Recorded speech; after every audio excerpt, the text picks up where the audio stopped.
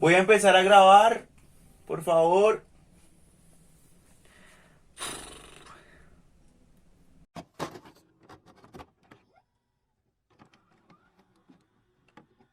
Abre mis ojos y miraré las maravillas de tu ley.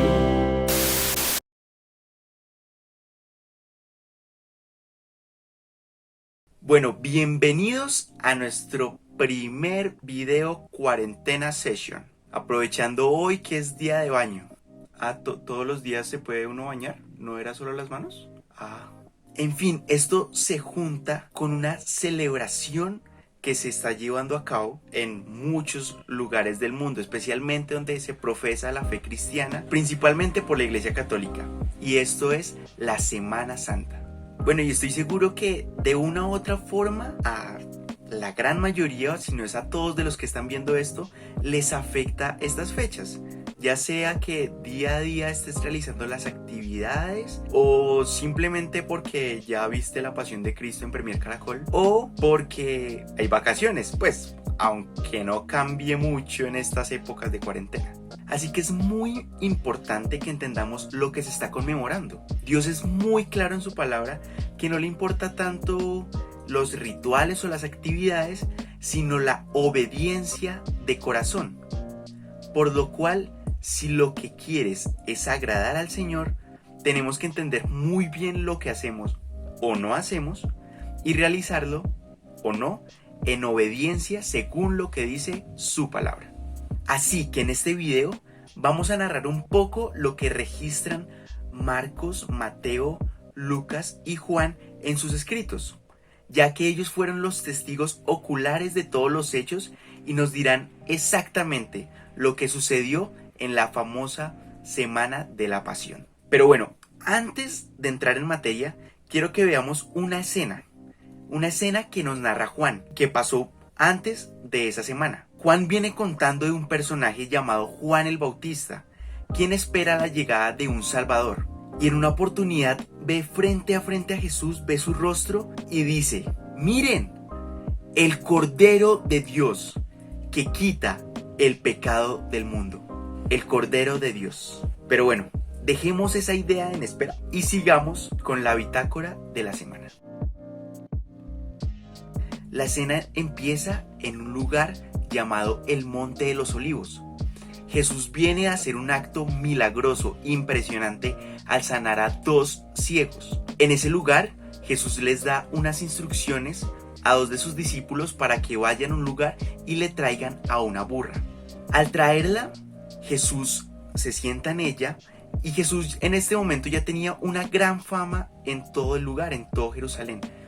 Así que va entrando y la gente proclama y grita y le alaba, aplaude, dice que le adoraba con ramas de árboles y muchos gritos y alabanzas. Todos reconociendo la autoridad y divinidad de Jesús. Todo sucedió tal como un profeta llamado Zacarías, aproximadamente 550 años antes de ese suceso, lo había dicho.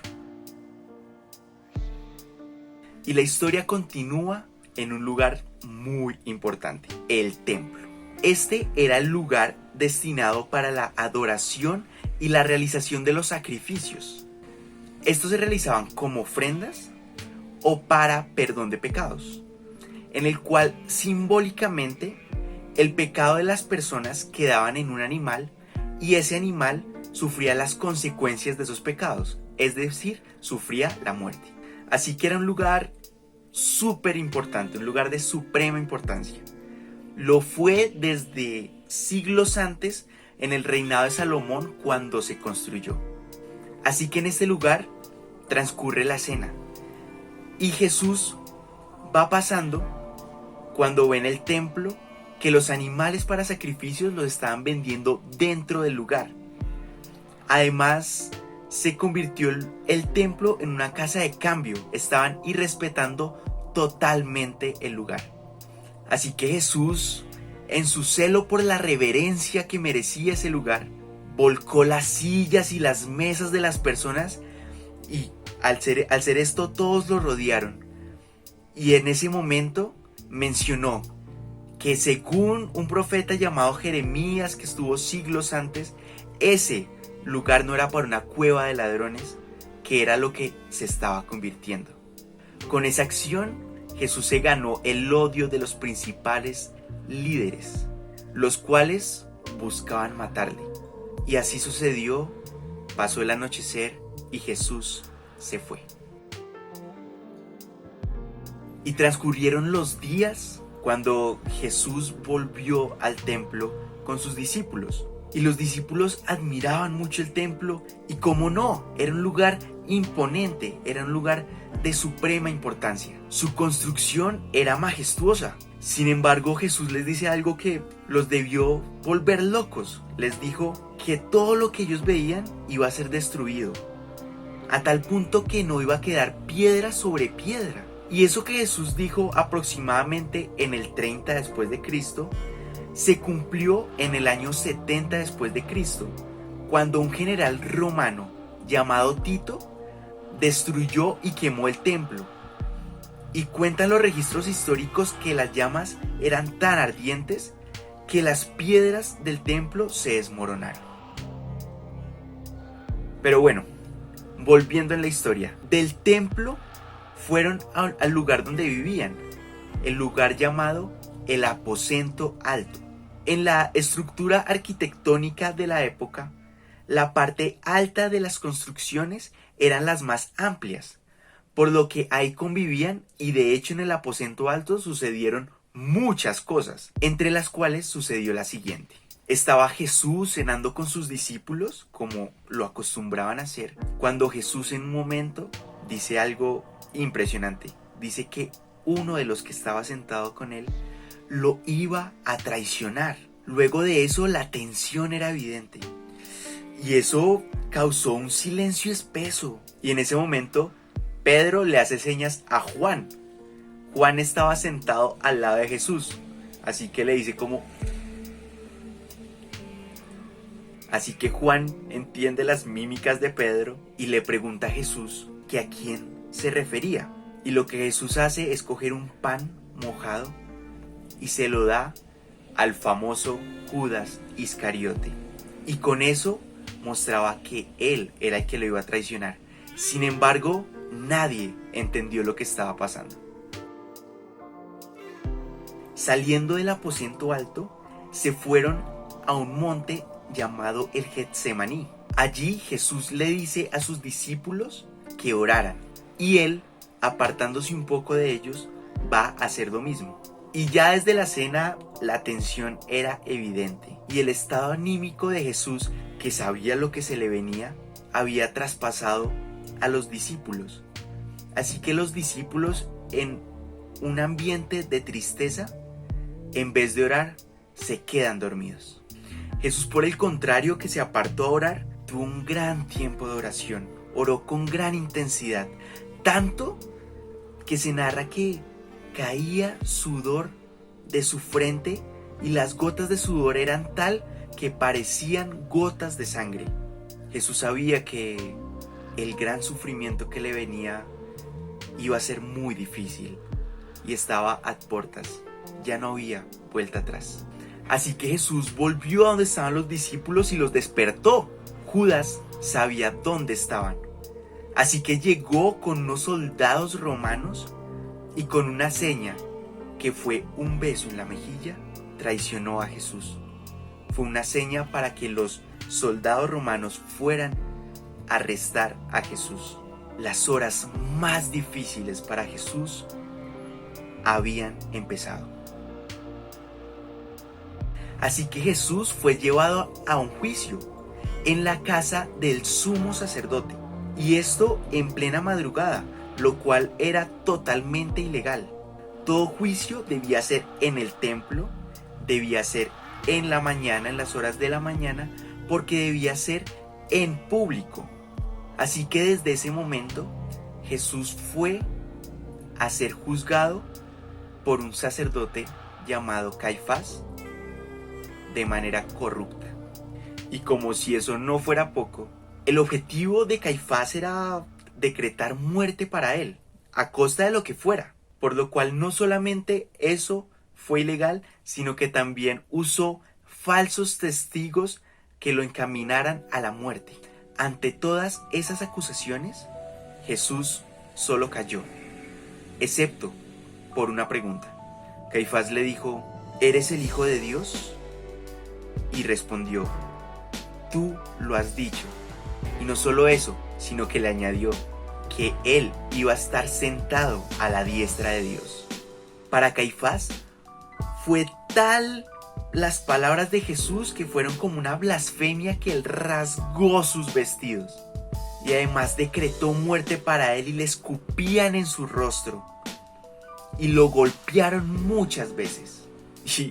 ¿Y era para tanto? ¿Qué va? Caifás del principio solo buscaba la muerte de Jesús. Ya sentenciado a muerte, ilegalmente, debían hacer el anunciamiento público y oficial. Así que los líderes judíos buscaban el aval de Poncio Pilato, el procurador romano. Así que Pilato le empezó a hacer preguntas y preguntas a Jesús, quien solo callaba. Pilato no hallaba nada para culparle, y él muy inteligentemente, sabiendo que en los días de la fiesta, que en esos momentos estaba celebrando la Pascua, la tradición era soltar a un criminal, darle libertad a un criminal. Así que Pilato dio a elegir al pueblo entre Jesús, alguien que no le había hallado nada de culpa, y Barrabás, un homicida. Pero el pueblo al unísono pedía la crucifixión para Jesús. Pilato, sin convencimiento en su rostro, simplemente accede. Así que llevan a Jesús oculto fuera de la vista del pueblo. Y estando oculto, los soldados romanos le golpearon. Jesús en ese lugar recibió burlas, escupitajos, golpes con vara en su cabeza y una corona de espinas en su sien. Jesús iba a la muerte. Él tenía que llevar su propia cruz. Sin embargo, el maltrato y la golpiza que había recibido era tal que no era capaz de llevarla por sí mismo. Así que Simón de Cirene la cargó hasta llegar al Gólgota. Gólgota significa calavera, así que podemos imaginar lo oscuro y lo feo que era ese lugar. Y ahí Jesús, en medio de dos criminales, fue colgado en el madero. Muchos historiadores mencionan que la cruz es la pena de muerte más brutal que se ha diseñado en la historia. Hacía que el condenado sufriera al extremo, agonizantemente, cada segundo hasta la muerte.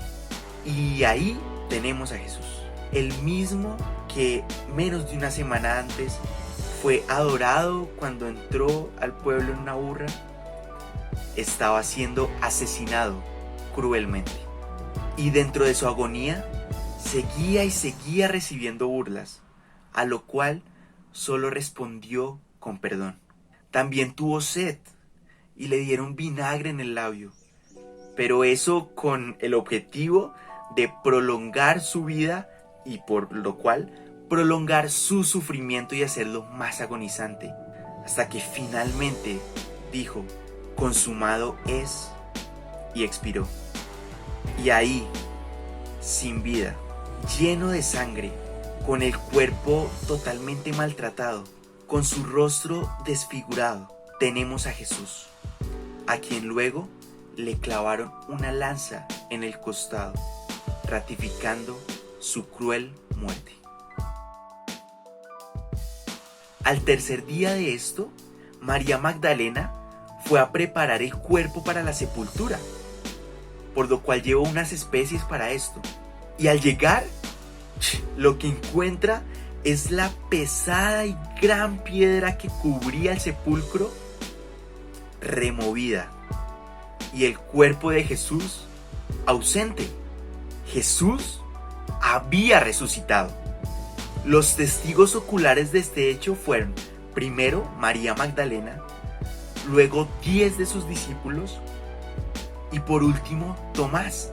Estos con sus ojos pudieron ver a Jesús y sus marcas y entendieron que, tal como Jesús ya se los había dicho antes, Él había vencido la muerte con poder y autoridad. Tal fue el impacto en las vidas de ellos que gran parte de los que presenciaron a Cristo resucitado fueron mártires, es decir, fueron muertos por la causa de Jesús. Su convencimiento de que Jesús estaba vivo los llevó a dar la vida por Él, como evidencia de que este hecho fue real. Cristo resucitó. Y bajo los lentes de estos 4 hombres que relataron los hechos, esa fue la semana de la pasión. Es increíble ver el contraste del primer evento con la fuerte y cruel imagen de Cristo crucificado. Pareciera que estuviéramos hablando de 2 personas totalmente diferentes. Pero ese Jesús alabado fue el mismo, rechazado y humillado por el mismo pueblo y en menos de una semana. Pero lo que más me impresiona es que ese Jesús siempre supo el amargo dolor, el sufrimiento y la humillación que le venía encima. Desde tiempo antes, como ya lo vimos, Juan el Bautista lo vio y le dijo: «He aquí el Cordero». Para nosotros hasta raro nos suena Cordero. Sin embargo, en la época, el Cordero era de esos animales que cargaban los pecados de las personas y sufrían las consecuencias de los pecados. Eran sacrificados. Así que desde ahí ya se anticipaba que Jesús iba a cargar mis pecados y tus pecados e iba a sufrir las consecuencias de ellos, la muerte. Mira cuál brutal fueron sus heridas. Mira la humillación que Cristo sufrió.